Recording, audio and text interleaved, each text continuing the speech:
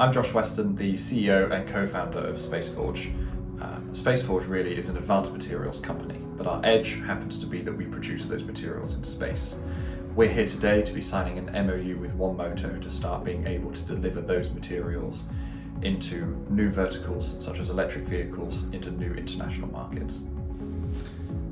And I run a company called One Moto, and over the past 18 months, working with Josh and the team to create this partnership will really allow us to take the future of manufacturing and combine that and integrate it into the future of mobility and the automotive industry.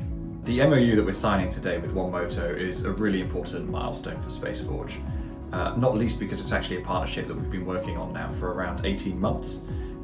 So myself and Adam, we'd been working on how One Moto and SpaceForge could work together for a great deal of time, and it's a real privilege to be able to say that we've now found that opportunity to really tie together in-space manufacturing and the next generation sustainability that we see in last mile delivery with One Moto. And so today is the first step in us being able to produce products as SpaceForge for such an exciting endeavour as One Moto has created.